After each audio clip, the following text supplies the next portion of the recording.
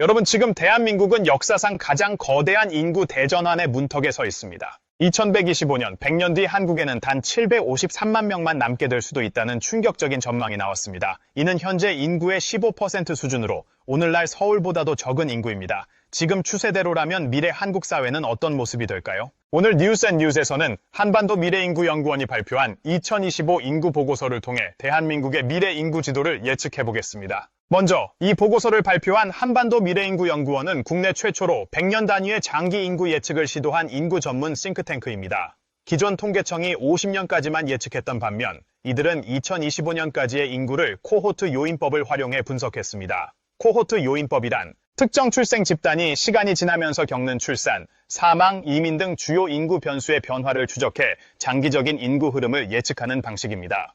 이 방법은 단순한 연도별 추세 분석보다 더 정밀하게 인구의 구조적 변화를 반영할 수 있어 장기 예측에 특히 효과적인 기법으로 평가받고 있습니다. 가장 눈에 띄는 예측은 인구 총량의 급격한 감소입니다. 현재 약 5,168만 명인 인구가 100년 뒤에는 753만 명 수준으로 축소될 수 있다는 것입니다.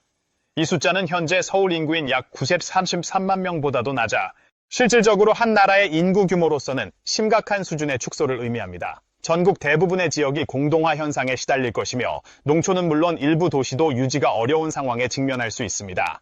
그뿐만 아니라 고령화 구조는 더욱 심화될 것으로 전망됩니다. 생산 연령 인구 1명이 노인 1.4명을 부양해야 하는 역피라미드 구조가 될 것으로 분석됐습니다.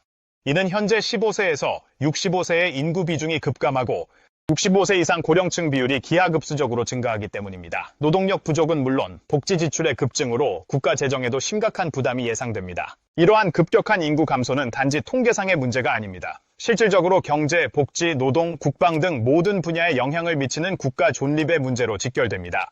특히 한미연은 이 현상을 인구 모멘텀이라고 지적했습니다.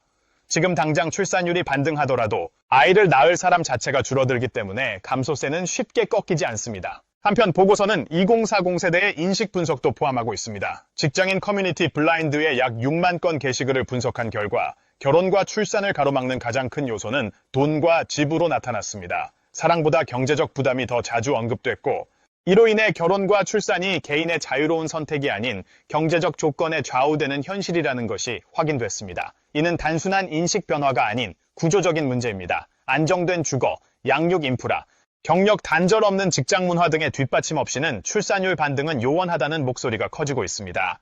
한미연은 이러한 위기를 극복하기 위한 정책적 제언도 함께 제시했습니다. 첫째, 출산과 양육 부담을 획기적으로 줄일 수 있는 실질적 지원 확대.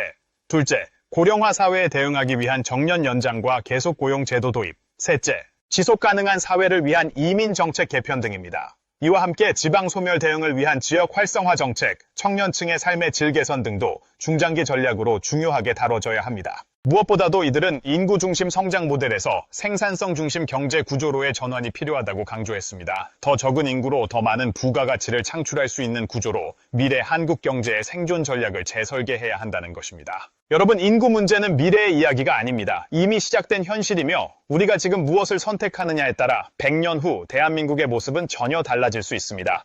출산율 반등, 고령화 대응, 그리고 이민과 생산성 중심 구조 전환, 이 모든 과제가 동시에 요구되는 전환기의 시대. 지금이 바로 국가의 방향을 재설정해야 할 시점입니다. 지금까지 시청해주셔서 감사합니다. 구독과 좋아요, 알림 설정 잊지 마시고 앞으로도 대한민국의 미래를 책임지는 뉴스 앤뉴스와 함께 해주세요.